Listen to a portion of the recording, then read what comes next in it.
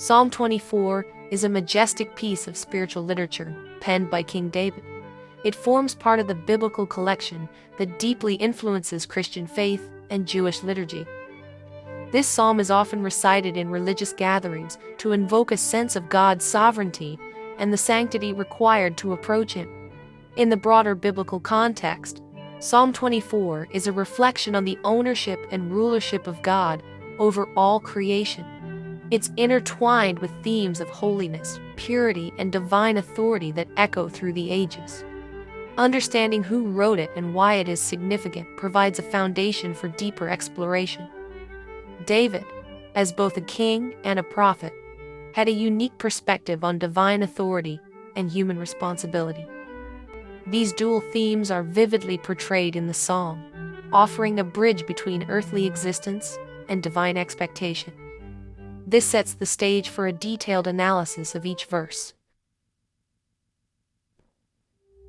The earth is the Lord's, and everything in it, the world and all who live in it. These opening words of Psalm 24 establish a fundamental truth about divine ownership. Everything we see and all that we are belong to God. This declaration challenges our often selfish perspectives and invites us to view our world as God's precious creation, for He founded it upon the seas and established it upon the waters. Verse 2 continues by revealing the foundation upon which the earth is built, a metaphor for stability and intentionality. It speaks to God's meticulous sovereignty in creation. The imagery of the earth set upon seas portrays a profound balance and order, orchestrated by God. These initial verses set a tone of reverence and awe. They remind us that our stewardship of the earth is a duty entrusted by its ultimate owner. This perspective is crucial in our daily interactions with the world and our broader environmental responsibilities. Who may ascend the mountain of the Lord? Who may stand in His holy place? Verse 3 poses a universal question about worthiness and access to God's presence. It reflects an innate desire for closeness with the divine, highlighting the theme of spiritual pilgrimage prevalent in many faith traditions. He who has clean hands and a pure heart, who does not trust in an idol or swear by a false god. Verse 4 answers the preceding question with conditions for approaching God: purity and integrity. It's not merely about physical cleanliness, but a metaphor for ethical and moral purity. These criteria set a high standard for followers, emphasizing the importance of sincerity and truthfulness in one's faith journey. The concept of ascending to God's holy place serves as a powerful metaphor for our spiritual journey.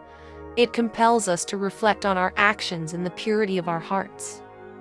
This introspection is vital for anyone seeking a deeper relationship with the divine.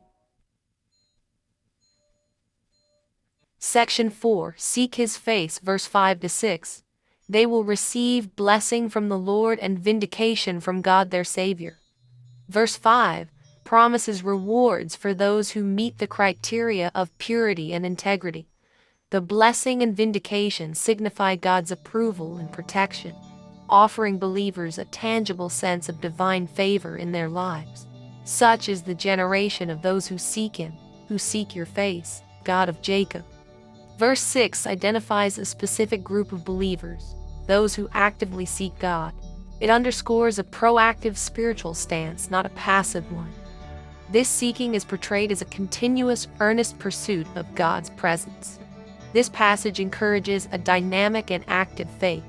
It calls for a persistent pursuit of God, emphasizing that spiritual blessings are not merely inherited but are rewards for deliberate and sustained effort.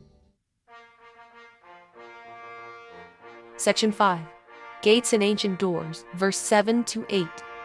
Lift up your heads, you gates, be lifted up, you ancient doors, that the King of glory may come in.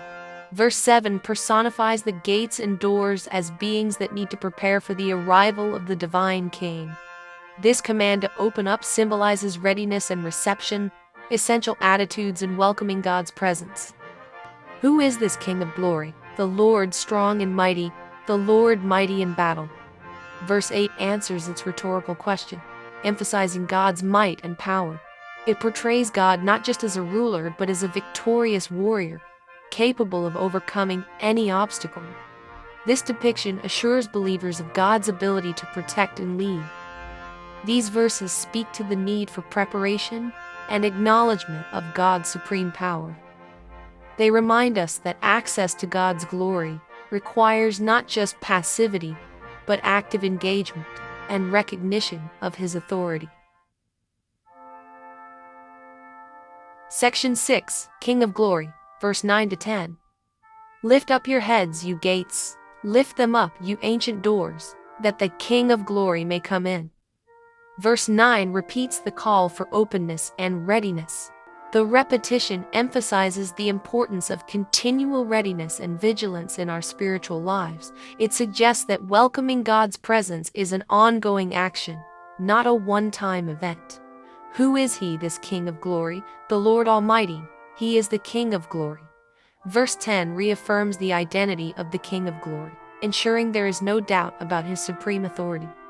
This reaffirmation helps believers focus their worship and allegiance on the one true God, reinforcing the central theme of God's unmatched power and glory. This section encapsulates the overarching theme of divine majesty and authority. It calls on believers to maintain an attitude of reverence and readiness, constantly prepared to receive the divine presence. Section 7. Conclusion, living in the light of majesty. Psalm 24 beautifully ties together themes of divine sovereignty, human purity, and the quest for God's presence. Each verse not only presents a theological assertion, but also calls for a practical response in our daily lives. This psalm challenges us to reflect on our spiritual state and strive for the purity and dedication that God desires. By analyzing each verse, we uncover layers of meaning that direct us towards a life of holiness and reverence. The practical applications of these insights are manifold, affecting how we conduct ourselves both in private and in public spheres. The call to open ourselves up to God's presence invites a continuous and active engagement with our faith. Let us conclude by reading Psalm 24 in its entirety, allowing its words to resonate and guide us. This reading not only provides closure but also a direct encounter with the sacred text, offering an opportunity for personal reflection and spiritual renewal.